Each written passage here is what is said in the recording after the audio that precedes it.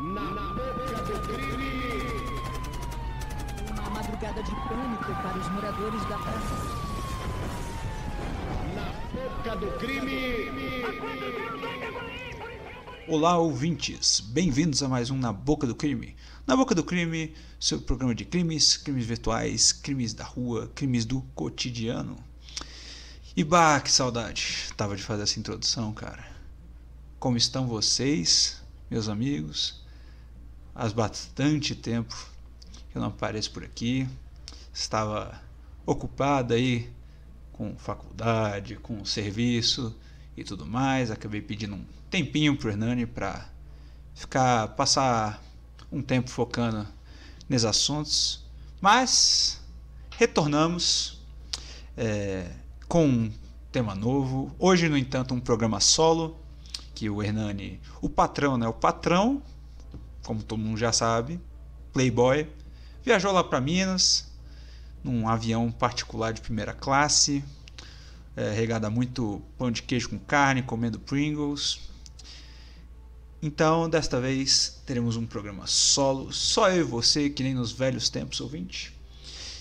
Nisso, esse programa é até especial, de certa forma, porque ele vai ser um spoiler, mais ou menos, do que está por vir, que é a nossa nova série que eu e o Hernani vamos começar, muito provavelmente no próximo Na Boca do Crime, que é sobre um livro que relata a realidade, os crimes cometidos nos hospícios aqui no Brasil, baseado em fatos reais.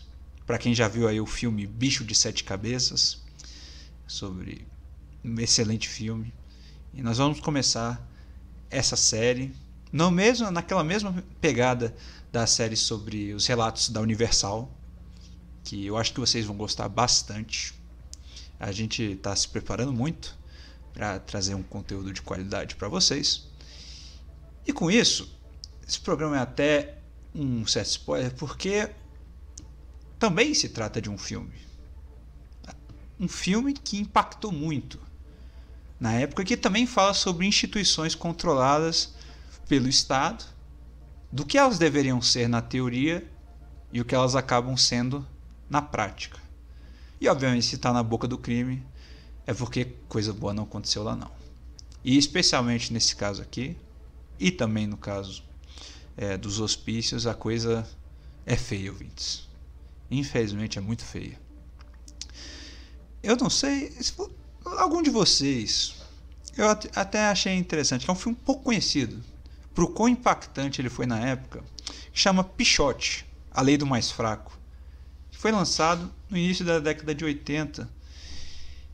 E por que esse filme é tão importante? Primeiramente, acho que a gente raramente toca aqui a gente já fez um programa, eu e o Hernani, sobre adolescentes, né? Crimes na adolescência. Foi um dos primeiros programas aqui por Na Boca do Crime. Mas a gente nunca chegou a tocar muito no assunto de crianças marginalizadas, de elas entrando pro crime, como elas entram pro crime, como o Estado também, os pais têm relação, a pobreza, as classes sociais, tudo tem relação com isso tudo, né? E esse filme tá aí justamente para demonstrar de uma forma muito realista essa realidade que era e, né, até certo ponto, apesar de eu quero acreditar que avanços foram feitos, que ainda é precária nesse aspecto e ainda leva muitas crianças e adolescentes para lugares muito ruins. Não só isso, mas infelizmente esse filme é um caso de a vida imita a arte, porque o ator que interpretou o Pichote, e eu vou deixar para falar depois de contar um pouco sobre esse filme, relatar para vocês como foi essa experiência, que é muito triste. O ator que interpretou o rapaz Pichote foi também assassinado pela polícia. Então foi um caso assim, na época chocou muita gente, justamente devido ao fato dele ter interpretado um rapaz marginalizado, né? E que depois foi justamente assassinado pela polícia militar no final da década de 80, alguns anos depois.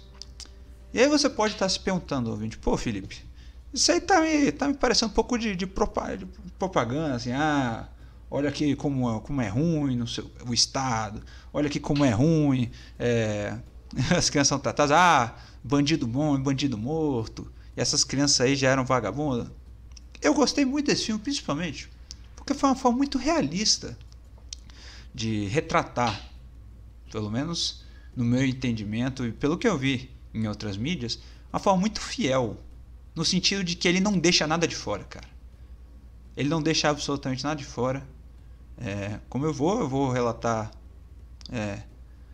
as cenas que mais me chocaram, isso também o que se passou, né, pelo filme. E realmente eles não deixaram nada de fora, cara. Não tem ninguém bonzinho ali, não. Entendeu? Eles me lembra muito do filme Quero, que era um filme que eu também gostaria de falar um pouco sobre, que mostra justamente esse tema de crianças marginalizadas. Para quem já assistiu, que é baseado também em um livro muito bom também, que um dia a gente pode trazer aqui, se vocês quiserem. Mas, primeiro, antes de também já entrar no filme, a gente tem que falar um pouco de como era a grande São Paulo da década de 80. Lembrando que estava chegando ao fim, né, da ditadura militar. Mas, se você imagina que hoje as situações da FEBEM, essas instituições aí de crianças e adolescentes são precárias e que não ajudam, o brasileiro tem uma coisa na cabeça e que eu também tenho, e eu tendo a concordar que essas instituições muitas vezes não resolvem porra nenhuma, né? E na realidade só ajudam a marginalizar mais ainda o fulano. O cara entra mal, a grande maioria das vezes sai lá mais mal ainda. Ou seja, não ajuda porra nenhuma. E aí a gente fica vendo esse ciclo infinito de o fulano comete um crime com 14, ele é de menor, ele entra na FEBEM, no juizado de menores, enfim, onde for, e ele sai de lá e mata um fulano, faz pior, e aí volta, e aí sai, e fica nesse ciclo vicioso, né? Vocês imaginam, hoje em dia nós temos essa percepção, você imagina numa década de 80, final da ditadura, em que realmente, cara, e isso é até corroborado por fatos da época, como por exemplo um caso muito emblemático lá em São Paulo, que foi até uma das inspirações para que se fosse feito esse filme, que foi justamente um ocorrido no ano de 74, que ficou conhecido como o caso Camanducaia, ou no caso Operação Camanducaia, em que a PM lá de São Paulo, ela recolheu vários adolescentes e crianças da rua e levou eles pro DIC, né, que no caso era o Departamento Estadual de Investigações Criminais, e que isso acontecia muito, e até mostrar no filme essa primeira parte, né, em que as crianças eram recolhidas aos montes, entendeu? Não era de um em um, não, era uma cambada, né? Juntava uma cambada de criança e adolescente, e levava todo mundo de uma vez lá para as instituições que eles iam ficar, né, no caso as FEBEMs da vida. Só que nesse caso específico do caso Camanducaia, o que aconteceu foi que logo que eles foram juntados, chegou um oficial mandando que essa rapaziada fosse colocada num ônibus, né, da polícia e levados para um outro local.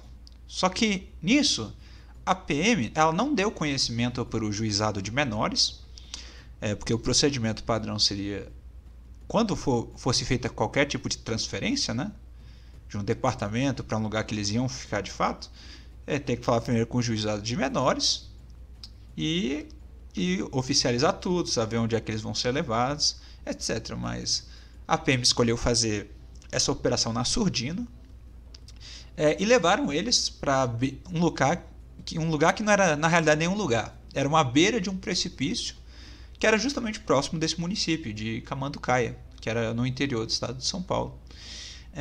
E chegando lá, esses rapazes eles foram forçados a deixar o ônibus.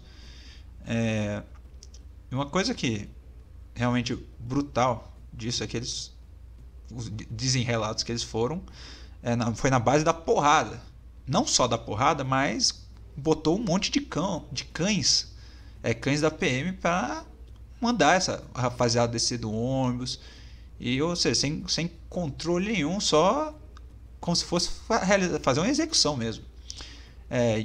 E tanto é que existem relatos de que uma parte dessa gurizada perdeu a vida dessa forma, com um ataque de cães. E esse caso criou um furdúncio na época, não só por causa disso, mas também porque, à medida que esse povo foi descendo do ônibus, teve alguns que escolheram se jogar desse precipício do que ficar lá levando porrada e tendo os cachorros em cima. E tanto é que justamente a gente sabe disso hoje porque alguns sobreviventes eles fugiram no meio dessa confusão e eles voltaram para São Paulo depois de serem repreendidos pela polícia. E aí tanto é que as manchetes na época foram que a polícia estava tentando fazer uma limpeza social em São Paulo. Por que uma limpeza social? Porque obviamente esses garotos eles foram apreendidos por estarem cometendo crimes, né? Essa rapaziada aí, muitos deles eles cometiam crimes ali em comércio, até alguns que tinham homicídio já nas costas, já eram recorrentes. Então você imagina a situação que era, cara, ver uma criança aí, né, com um crime, com um homicídio já nas costas. No entanto, independente do que eles tenham feito, nunca vai ser justificativa para fazer uma coisa dessas, né? Você pode ter a sua opinião quanto à questão de tratamento, né? Mas botar levar a criança para um lugar que ela vai ser praticamente executada, pelo menos não é o meu conceito de justiça. E nisso, esse caso influenciou o diretor do filme do Pichote, que é um argentino chamado Héctor Babenco, que foi o filme mais premiado dele. E agora passando pro que o filme é, para a história do filme e o porquê dele ter sido tão impactante quando foi lançado. O filme começa justamente com o nosso protagonista, o Pichote. Ele mostra ele sendo levado junto com... O Pichote é um garoto. Um garotinho. Não fica muito claro, mas ele parece ter os seus... Com certeza, ele não é um adolescente, ele é um pré-adolescente no máximo. Praticamente uma criança. E ele é levado junto de outros garotos, só que esses garotos são de várias idades. Tem moleque ali que parece ter 18, tem até criança mesmo, assim, que não parece ter nem passado os 10 anos. E todos eles são levados lá. E o filme já começa mostrando a situação de como era. Isso tem uma cena icônica até que mostra um tabelião, né? Um cara ali do administrativo atendendo as mães, né? Que começa com a mãe perguntando assim: não, quero saber do meu filho que está desaparecido. Por quê? Porque muitas vezes quando essas crianças eram apreendidas, elas não eram notificadas, os pais delas não eram notificados que elas foram encontradas. Que essas crianças elas vieram de vários lugares, de várias situações, né? Algumas fugidas de casa, outras que só desapareceram e o pai acha que morreu, outras os pais eram abusivos ou muito pobres, eles resolveram fugir. Algumas eram criminosas de realmente ter homicídios e outras eram só, roubei um pão ali na padaria. Enfim, eram das mais diversas situações. E aí o filme começa justamente com essa mãe perguntando: não, que eu quero saber do meu filho. Só que o cara tá muito ocupado falando com uma mulher no telefone, com a mulher dele. e você vê ali na mesa dele que o tanto de papel amontoado, isso década de 80, então não tem um computador ali para o cara só, qual é o nome do seu filho ali? Não, ele tem uma caralhada de papel em cima da mesa. E ele pergunta: não, mas qual é o nome do seu filho? Aí ela fala. E o cara vai lá procurando de um papelzinho, papelzinho, papelzinho. Ou seja, uma desorganização do caralho. E aí vem justamente a parte em que o Pichote chega junto de todo mundo.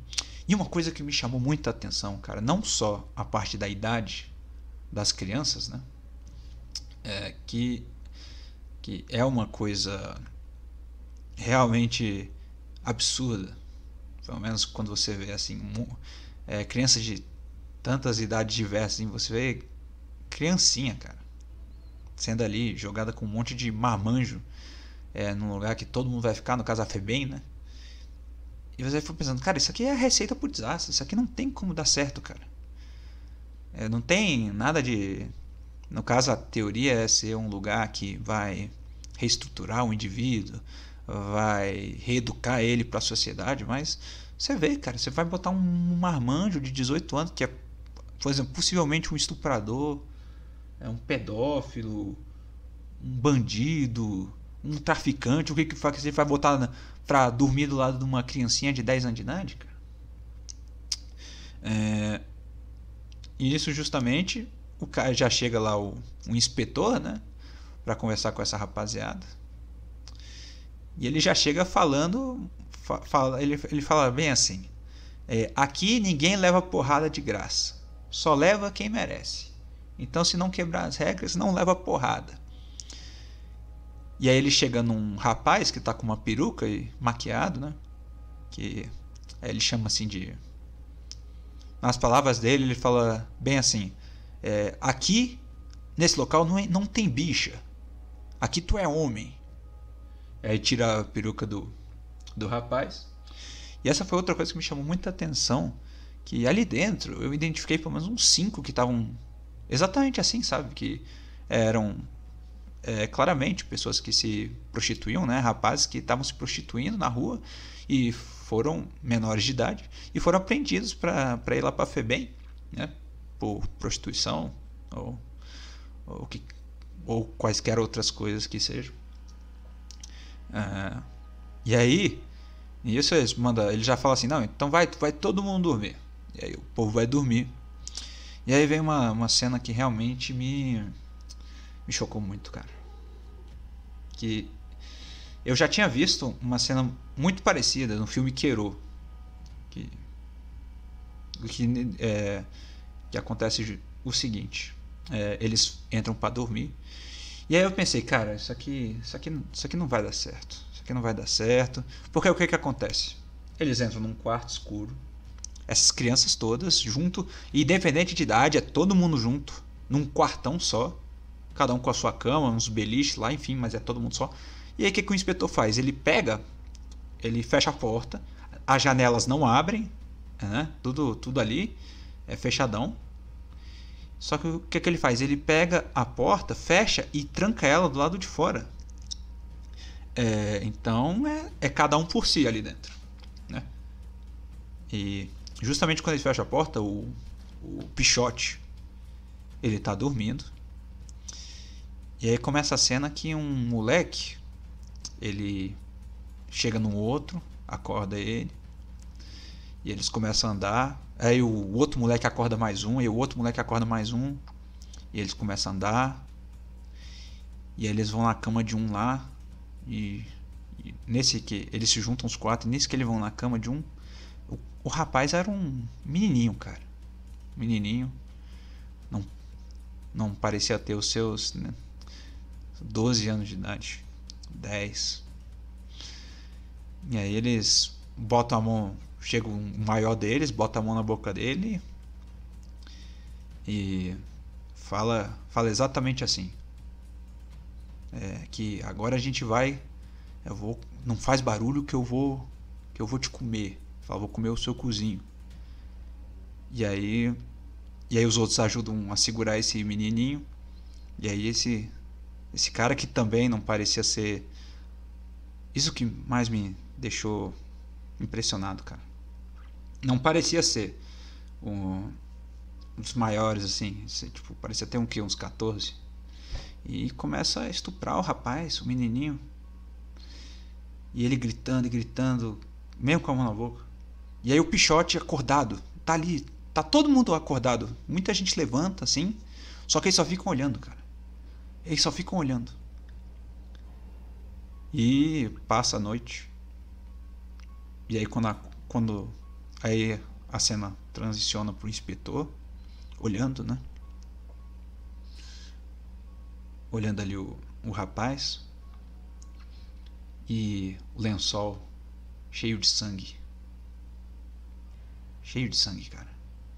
E ele lá, praticamente deitado, assim, o rapaz foi estuprado, deitado com a cabeça pra baixo no travesseiro ali, imóvel, completamente imóvel.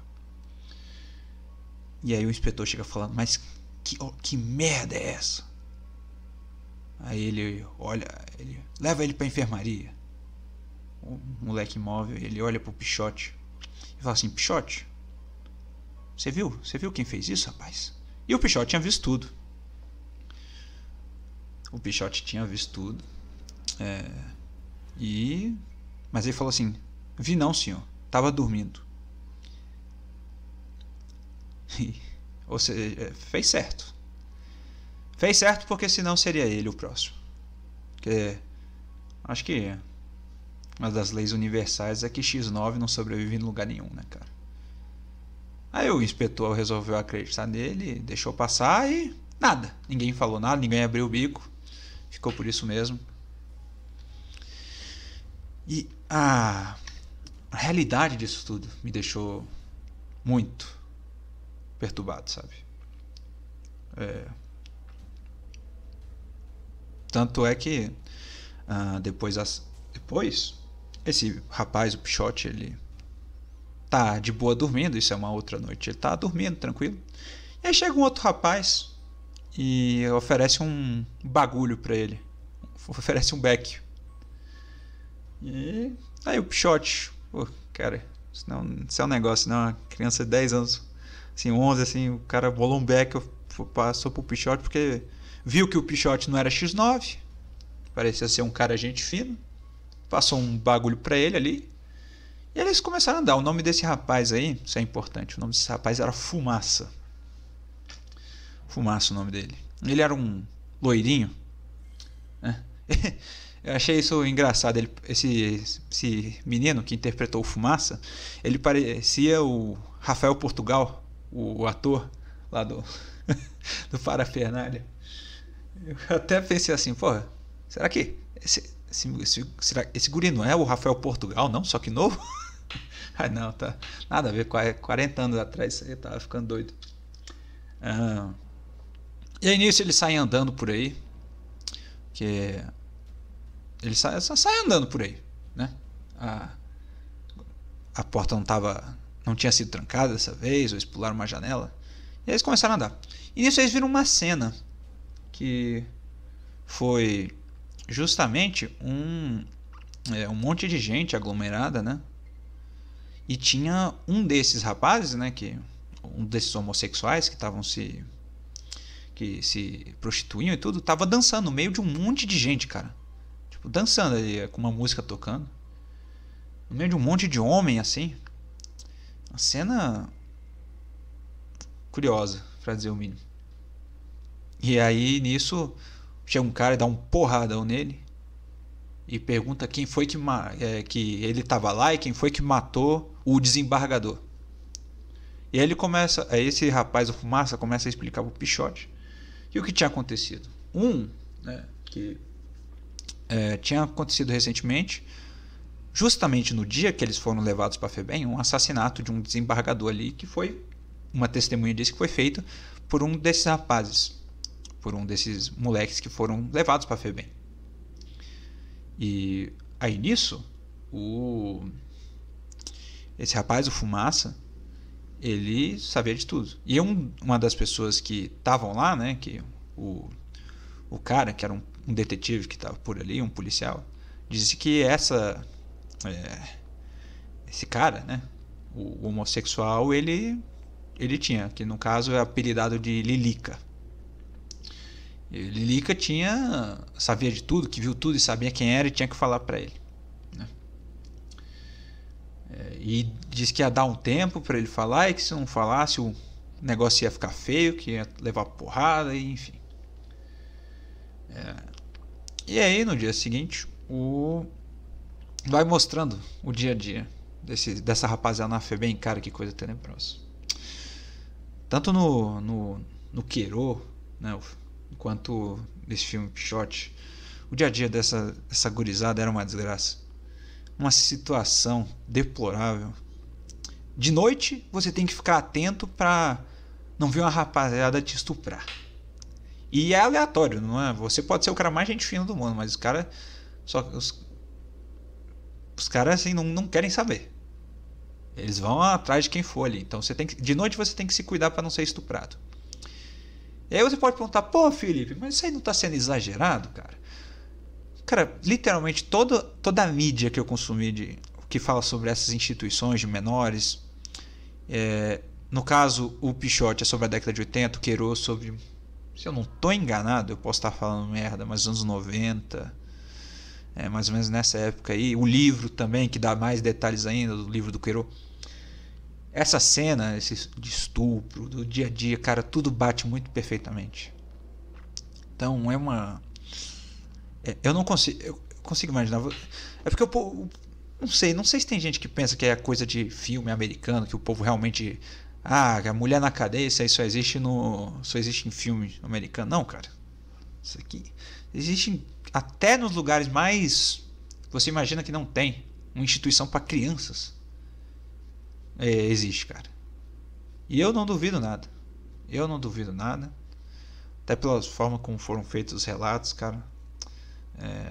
No caso do Pichote, especialmente, e isso é uma coisa muito, muito bacana que o diretor fez, que ele mostra no prólogo do filme, foi que essas crianças foram as crianças que estão ali no filme, a maioria dos atores na realidade são todos ali da comunidade mesmo, da comunidade pobre, marginalizada ali. Pô, mostra o Pichote, né, que no caso o nome dele é Fernando, mostra ele ali com a família, que no caso ele tem outros 9 irmãos, moram num barracão, cara. Então é um trabalho. Esse filme, na realidade, além de uma denúncia, é um trabalho social muito legal. E com isso, esses caras sabem dessa realidade. Essas crianças que o diretor levou para fazer esse filme são justamente as crianças que foram para a FEBEM, cara. Que entra e sai da FEBEM. Então, aquele filme ali não é um cara que acha, eu acho que acontece isso aqui. Não, ele pegou crianças que foram lá, pais que os filhos voltaram e relataram as experiências todas. Entendeu? Para mostrar realmente o que acontece por lá. Então, pode-se dizer, de certa forma, que é totalmente baseado em fatos reais. Não só investigativos, mas relatos de testemunha primária ali, que sofreram isso. Então nisso, depois de mostrar a situação um pouco do dia a dia desses guris, a questão do mais forte, né, que domina tudo, como funciona, mas também mostrando uma coisa interessante, que eles são crianças, cara. Isso é uma coisa que te pega muito, sabe, que dá pra ver que eles ainda são crianças. Tipo, às vezes a gente até pode se esquecer, né? Que, como é que um guri é capaz de jogar um futebol ali com os amiguinhos, brincar de polícia e ladrão, fazer coisa de criança e ter um homicídio nas costas. Esse paradoxo, essa dualidade, te pega muito, cara. E o filme mostra bem isso, porque fica alternando entre mostrar as crianças brincando ali, jogando um futebol, rindo, falando besteira, nem sendo maldosos um com o outro, não, só sendo amigos e pronto, ali dentro, tal, tranquilo. Mas aí, ao mesmo tempo, você sabe que uma boa parte delas são marginais, entendeu? Isso foi uma coisa que foi capturada muito bem pelo filme. E você fica se perguntando, como é que a gente pode resolver isso aqui, cara? Como é que a gente reeduca esses guris? Porque tem os dois lados. O primeiro lado o sistema é muito brando com eles, né? que realmente acontece hoje em dia. A lei a lei dos menores realmente protege muito. Porra, tem aí guri de 15 que comete chacinas e o cara tá livre uns meses depois, fazendo serviço social, indo para psicólogo, e aí sai pior ainda, vai lá, mata mais, ou fala que tá reabilitado, enfim, trafica, o que quer que seja. Mas também tem um outro lado de que, porra, sei lá, o guri roubou um pão, o guri fez uma coisa leve, mas aí você bota ele numa instituição com um monte de outros malucos, e aí o cara é estuprado lá dentro, o cara tem todo dia que ficar se cuidando, e aí vai lá e entra, e é droga pra caralho rolando, e ele tá com gente com homicídio, e aí essa pessoa vai sair como de lá? É um debate complicado, cara. Muito complicado. E aí justamente vai chegar num ponto em que o Pichote ele vira bastante amigo dessa rapaziada, no caso o Lilica, né? E também tem um outro rapaz que é o Dito, né? Que esse Dito ele é entre aspas, um dos líderes, né? Das crianças lá. E também o outro Chico. Então, mais ou menos é essa turminha aí. E também tem um grandão que é meio que o namorado do Lilico. E o que acontece é que é mostrado uma hora em que o Fumaça ele é suspeito de estar sabendo do que rolou com o desembargador, né? Do assassinato do desembargador. E aí mostra eles uma dessas crianças, cara, torturando o Fumaça. Justamente no caso, o Pichote e o Dito. O Pichote tá lá só pra ficar de olho, mas o Dito tá lá torturando ele mesmo com um pedaço de ferro. O Fumaça tá amarrado assim num tronco e o Dito chega lá espetando ele, perguntando o que aconteceu com o desembargador, por que você tava lá e não sei o que. E aí nisso o Fumaça confessa que chegou uns 2 caras para ele e pediram para ele lá que tinha um assalto fácil ali na esquina, e aí quando chegaram lá, aí o cara estava morto, mas ele não sabia de nada. Ele disse que ele tinha assaltado, só que ele não sabia de nada da morte do cara, né? E aí pararam de torturar ele, e aí o Dito repassou as informações ali pro PM, ou seja, usando uma criança para torturar outro, para o cara delatar.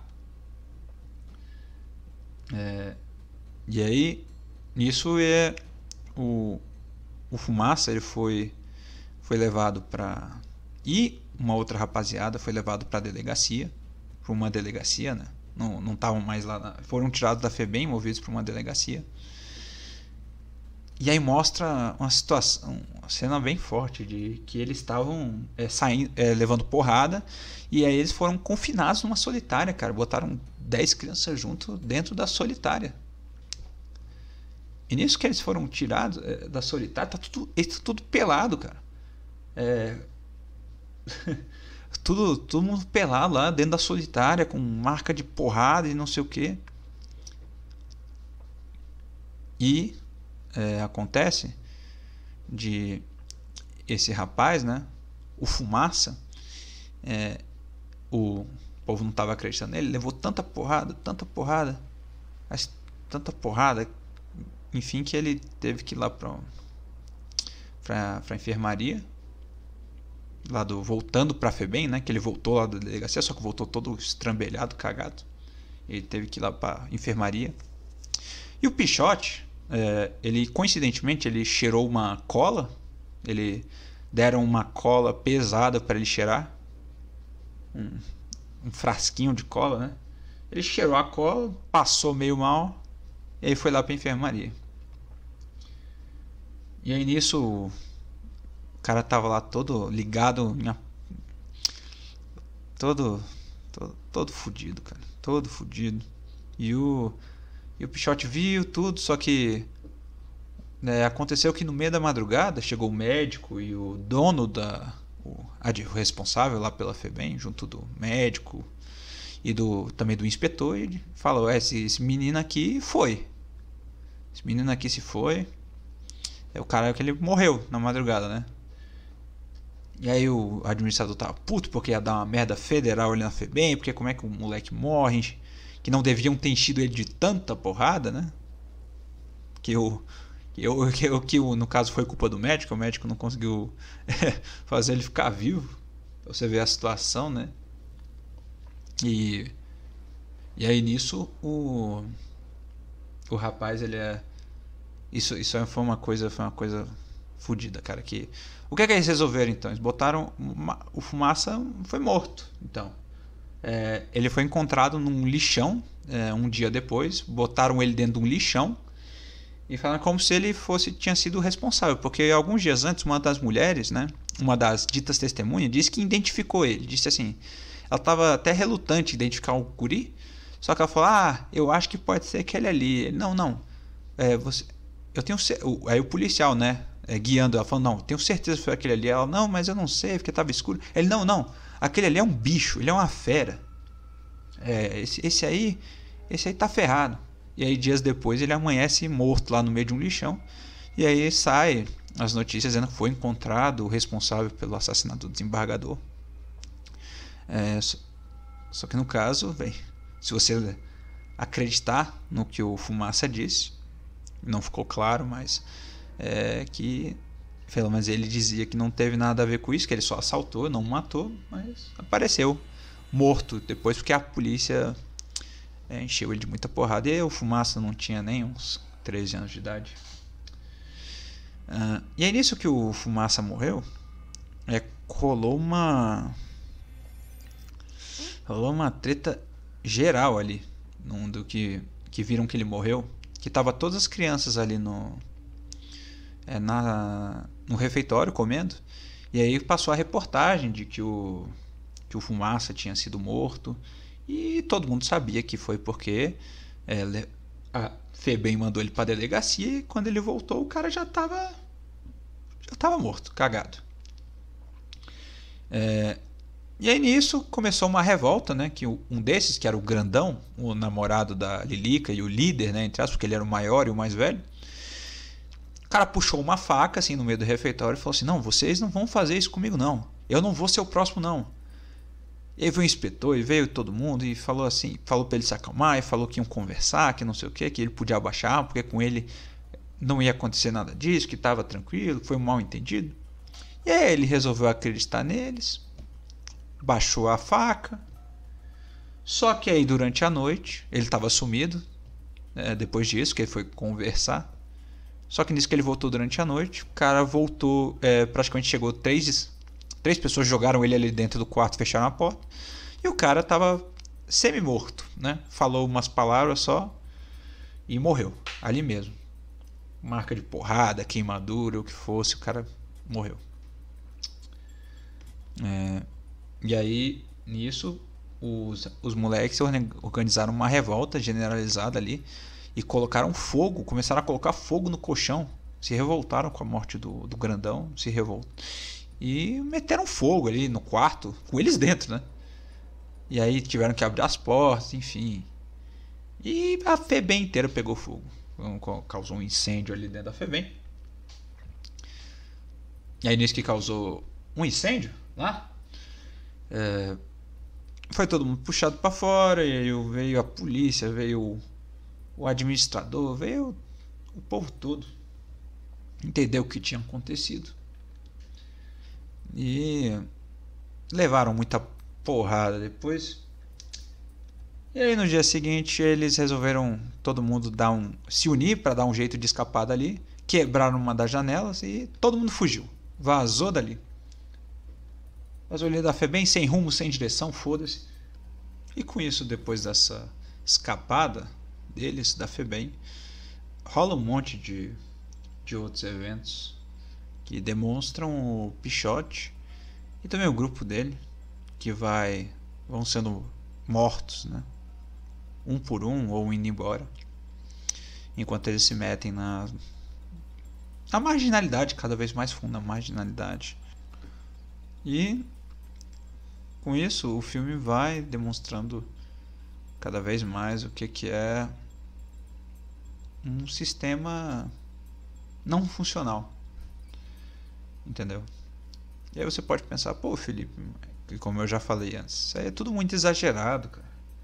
Isso aí você não pode levar ao pé da letra, falar que a história desse rapaz aconteceu desse jeito e tal, mas com o tanto de relato que você vai vendo igual, e também com o que aconteceu depois, né, que eu vou falar um pouco, e até dos motivos para esse vídeo estar sendo feito, para relatar um assassinato, no caso do próprio ator que interpretava o Pichote, né, de como o sistema foi distópico, foi disfuncional, e o próprio ator, e você via, cara, a coisa que mais me impressiona nisso tudo, que é a marca de um grande filme, a grande adaptação, é justamente a realidade transmitida pelos atores, cara.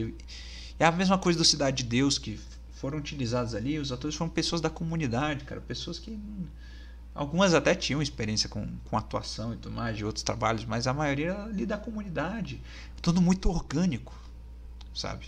E com o Pichote foi justamente isso. Cara, o próprio protagonista, que é uma criança, que era uma criança no filme, o guri foi tirado ali de um barracão. Foi o primeiro trabalho cinematográfico dele. O diretor foi lá na comunidade, pegou essas crianças todas e juntou para fazer esse projeto, e elas conseguiram representar perfeitamente ali como se passava, cara, porque elas sofreram isso.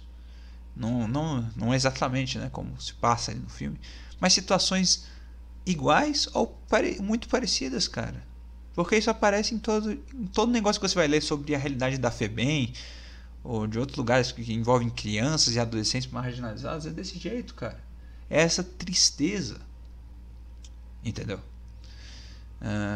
Então, o filme conseguiu muito transmitir essa realidade da época, de um guri da periferia lá de São Paulo, que se desenvolveu na prisão junto de um bando de garotos acusados dos delitos, cara, mais diversos. Eles terminaram reclusos nessa instituição, em que eles descobriram todos os extremos da violência, desde a chegada, em que todos eles foram literalmente presenciaram um estupro, e isso eu tô até relatar uma parte do Queiro também, porque foi tão impactante, que no Queiro aconteceu a mesma coisa, justamente na primeira noite do cara lá. Na verdade, na primeira vez que o menino Queiro, que foi pra FEBEM, ele foi interagir com os caras, chegou um deles falando assim que ele ia ser nas palavras dele, ele ia ser a bicha da noite, porque ele era o novato. E aí o Queiro falou assim, não vou ser não, bicho o que, rapaz? E ele chegou e puxou uma faquinha e esfaqueou o moleque. Só que esse moleque, ele foi pra solitária, né? Ele foi pra solitária, ficou lá um tempo. E aí quando ele voltou pro quarto, né? O quarto grande, junto da rapaziada, o que aconteceu? Não deu outra. O Queiro foi estuprado. Então eu te pergunto, ouvinte, se em todo lugar que você lê sobre ou vê sobre acontece a mesma situação, pô, isso é invenção? Não pode ser, cara. E infelizmente todo mundo sabe disso. Entendeu? Seja na prisão para os adultos, ou seja num local que é para criança e o adolescente. E isso não tem nada a ver com a culpa é do Estado, não, a culpa é do adolescente, porque o Estado é duro, porque o Estado não é duro. Não tem nada a ver, cara. Isso tem a ver com falhas. Um sistema falho, entendeu? Uma sociedade que falhou nesse aspecto e que tem que ser repensado. Aí você me pergunta, de que forma? Pô, eu não sei. Eu não sei, cara. Queria eu saber, né? É uma resposta que tá muita gente querendo saber como é que refaz. Mas levando todos os aspectos possíveis em conta, eu acho que a gente não chega num uma resposta não. Espero que talvez um dia, né? Mas com isso a gente consegue ver justamente os danos que causam a exclusão social, um lugar que não tem propriedade nenhuma, não tem nenhuma relação com um mínimo da condição humana, né? Tanto é que esse filme, o Pichote, ele foi indicado ao Globo de Ouro, puta honra ao Globo de Ouro, em 82, e também concorreu na categoria de melhor filme estrangeiro. Que, porra, para um filme... Temos filmes brasileiros sim que já participaram, mas realmente foi uma coisa que na época chocou muito, não só o Brasil, porque o Pichote foi lançado justamente no ano de 1980, mas depois o mundo todo. E nisso você pode até se perguntar, ouvinte, porra, mas o que aconteceu com o Pichote, né? Então, ouvinte, o Pichote, no caso, o nome dele, o ator, que era da comunidade, também dessa comunidade do interior de São Paulo, que foi tirado de lá pelo trabalho do diretor, o nome dele era Fernando Ramos da Silva, né? E 7 anos depois que o Pichote foi gravado, em 1987, ele tinha 19 anos de idade, ele foi encontrado morto debaixo de uma cama, numa casa perto do local, na favela da Vila Ester, lá em Diadema, com uma forma assim completamente escabrosa. Um rapaz assassinado debaixo de uma cama, numa casa, né? E justamente o que tinha interpretado um menino marginalizado, que no caso ele interpretou o Pichote. E esse assassinato causou uma grande comoção, na época, não só por ele ser justamente o rapaz que interpretou o Pichote, mas porque ele morreu durante uma emboscada policial, né?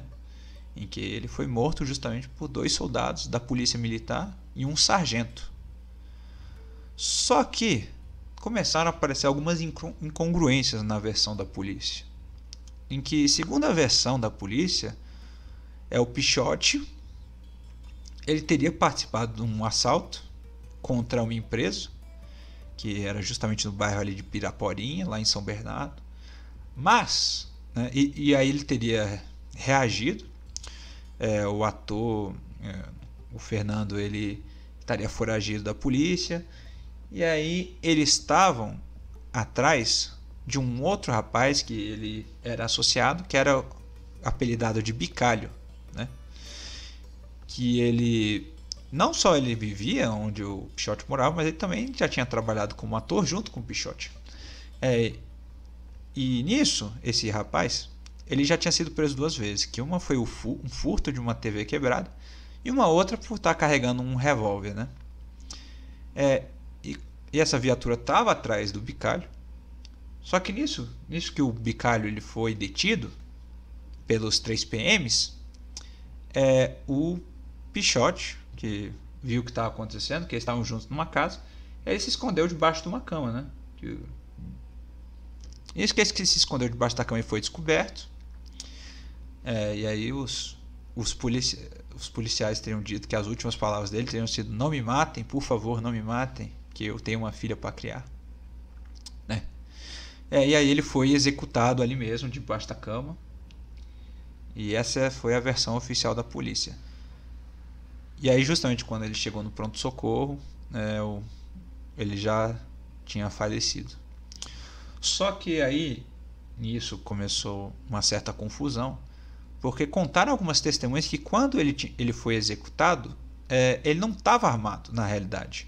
Porque o que aconteceu? Ele foi encontrado, os policiais disseram que ele foi encontrado com uma 38, né? Que ele estava armado e aí teria apontado a pistola para eles e eles teriam reagido em legítima defesa.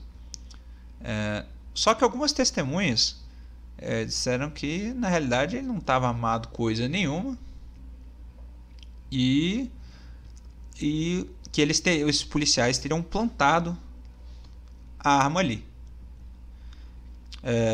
E aí, justamente depois de um tempo em que a polícia investigou um pouco mais, esses policiais que foram responsáveis pela morte do Pichote, eles assumiram a culpa desse homicídio, que foi publicado até no New York Times, em que eles assumiam a culpa e que eles disseram que fabricaram essa arma para incriminar o Pichote. Ou seja, eles dispararam para fingir que a arma teria sido utilizada ali, deram um tiro em algum lugar e colocaram ela ali no chão perto do Pichote, para parecer que ele tinha de fato dado o tiro e que foi tudo legítima defesa por parte deles. No início, esses policiais eles foram condenados a 4 anos de prisão, só que aconteceu de as penas caíram para 2 anos. Não só isso, mas eles também foram expulsos da polícia militar. Mas uma coisa que até foi noticiado bastante na época foi que, na prática, eles não chegaram aí da cadeia. Apesar de terem sido condenados a 4 anos e depois a pena ainda ter caído um pouco, antes deles começarem a servir a pena, eles simplesmente ficaram só como foram expulsos da PM e não chegaram a ser presos. Literalmente andando livres. E o mais irônico disso tudo é que eles foram expulsos, mas eles na realidade, peço perdão, eles não foram, estou lembrando agora, eles não foram expulsos, mas eles foram demitidos, né? Então, como eles não foram expulsos, isso é uma tecnicalidade, eles podiam até tentar voltar depois, o que eles tentaram fazer. Ou seja, eles admitiram ter cometido um homicídio, plantaram a arma, e aí, como eles não foram expulsos, eles podiam tentar voltar para a polícia, só que eles não conseguiram. Eles tentaram, mas não conseguiram. E aí depois, alguns anos depois, né, em 96, mais ou menos, foi lançado um filme chamado Quem Matou Pichote, que é um filme muito interessante, que justamente relata tudo isso que a gente falou sobre a vida do Fernando, né, sobre a trajetória dele, e que eu recomendo também darem uma olhada, mas para vocês verem o quão impactante foi. E não só isso, mas a história do Fernando também foi muito triste, porque ele tentou fazer outros trabalhos depois do Pichote. Ele tentou continuar a vida como ator, mas não conseguiu. Não conseguiu de jeito nenhum. Depois do Pichote, se eu não estou enganado, ele não conseguiu na realidade nenhum outro trabalho como ator. E se voltou à marginalidade, cara. Que é totalmente irônico. Ele foi depois acusado de furtos, né? Ele era procurado pela FEBEM também, né? Ele era foragido, ele mesmo foragido da FEBEM. Então, é a vida imitando a arte. Sem mais nem menos. Esse é o maior caso da vida imitando a arte. E não só teve esse filme do Quem Matou o Pichote, mas também toda essa história do Pichote tem uma representação literária muito forte num livro que é sensacional também, e que é uma das inspirações, não só como o caso que eu relatei para vocês, mas também uma outra influência muito forte, que é justamente A Infância dos Mortos, que foi escrita pelo José Louzeiro, que é uma história idêntica, justamente mostrando o dia a dia de rapazes, dessas crianças na FEBEM, na vida do crime. E para mim isso é bastante forte, porque Eu nunca cheguei nem perto de fazer nada do que essas crianças fizeram, às vezes adolescentes, né? Nunca. Mas, na minha vida, eu pude ver vislumbres disso quando eu era adolescente, né? Vislumbres dessa vida. Nos lugares que eu ia, as pessoas com quem eu às vezes interagia. Eu conseguia ver, cara. Eu conseguia ver vislumbres do que a minha vida poderia ter sido, por exemplo, se eu tivesse tomado uma decisão errada ali, uma outra aqui. Era muito fácil, cara. Eu contei no Crimes na Adolescência a minha situação, por exemplo, isso foi em 2015, quando eu fui para uma escola particular, para você ter uma ideia. É uma escola particular, só que na entrada dessa escola particular tinha um detector de metais, cara, para ver se você não estava levando uma faca, uma arma, o que quer que fosse. Não só tinha um detector de metal, essa escola, uma coisa, acho que foi o único lugar, única escola na minha vida que eu vi que tem um detector de metal. Se vocês conhecerem uma outra escola que tem um detector de metal, me avise, porque aí eu vou ficar em choque, porque pra mim essa é assim. Nos Estados Unidos eu sei que existe hoje em dia já negócio de detector de metal, né? Porque, porra, o povo tá começando. Tiroteio, e até aqui no Brasil, eu acho que agora estão começando esse negócio de detector de metal, né? Porque o povo tá ficando meio doido aí. Mas, porra, em 2015, entendeu? E não só ter o detector de metal, mas ter um cara ali, um cara brabo, pra chegar um monte de adolescente e criança e abrir a mochila pra ver se tem droga. Eles não pediam pra revistar sua mochila, eles só paravam você ali na frente do detector e falavam: ô, abre tua mochila aí. E eles iam revistando tudo, pô, pegando teus cadernos, tirando e o caralho, e tirando teus lápis, tuas canetas e revirando o bolso, porra toda, te tratando como um bandido, entendeu? E justamente nessa escola foi um dos momentos que eu mais interagi com pessoas que tomaram um mau caminho aí, um caminho fudido na vida, cara. O que eu interagi de gente assim, que já tinha sido indiciada por XYZ, o que tinha do juizado, o que já tinha até ficha, né? Mas como era de menor, danada feijoada, era foda, cara. Tipo, e eu interagia com essa rapaziada diariamente, conversava também, né? Eu tentava me enturmar ali. Justamente pra não ficar no lado ruim dos caras, né? Tinha um fulano lá na escola, conhecido como Pé, um bandinho. E todo mundo falava pra eu tomar cuidado com ele, porque ele era um dos bandidão aí que já tinha sido preso aqui, não sei o que ele traficava. E traficava mesmo, cara, ali dentro da sala, nos corredores, essa rapaziada toda, cara. E aí saía da escola, porra, eu acho que eu relatei isso na adolescência, mas o povo saía ali tinha uma atividade ali, que uns caras faziam na minha sala, que era a seguinte: tinha um shopping ali do lado da escola. A atividade era a seguinte: era o povo sair da aula, ir direto pro shopping e roubar lá as lojas, pô. Os caras chegavam na Centauro e eles entravam com 0 e saíam com 3 mil reais de produto ali nas mochilas, cara. E foda-se, iam de loja em loja, fazendo terror lá, metendo bronca. E obviamente também passavam ali na Americanas. Deus a tenha, saudosos Americanas. Sai com a mochila cheia ali de uma porrada. Aí você vai falar: pô, e isso particular, cara. Então você imagina a situação do negócio, né? Que até Playboy é bandido. Mas obviamente não comparando minha situação com a dessas crianças, né, e de adolescentes. Nada disso, não tem nem comparação. Não tem comparação entre as proporções.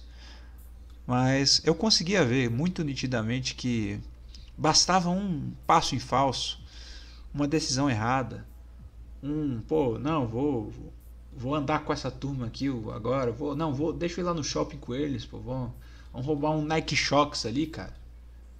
Ah, não, daí vai ter uma festa ali, lá na Taguatinga Sul, que até aconteceu um dia, cara. Pô. Só que aí eu fui de... Essa festa aí eu fui de bobo. Eu acabei indo lá de bobo. Felizmente não aconteceu nada, mas fui lá de trouxão e quase me fudi. E aí você vê essas pequenas janelas aí de oportunidade, e que é muito fácil. É realmente muito fácil você virar uma dessas pessoas, cara. Que o Brasil não é para amadores, não. Não importa a sua idade, você pode se ferrar muito fácil. E com isso nós encerramos o programa. Ouvintes, muito obrigado pela audiência de vocês. Eu estou muito animado em retornar ao projeto aqui do Na Boca do Crime. Esse foi um programa mais... uma resenha, quase, né? Do filme do Pichote. Mas que também já dá um segmento aí para essa nova série que a gente vai fazer, comentando o filme, O Bicho de Sete Cabeças, também o livro que foi baseado, a história, que retrata a realidade dos hospícios, que eu acho que vocês vão gostar bastante. E é isso, meus amigos. Um abraço a todos, fiquem bem, tchau!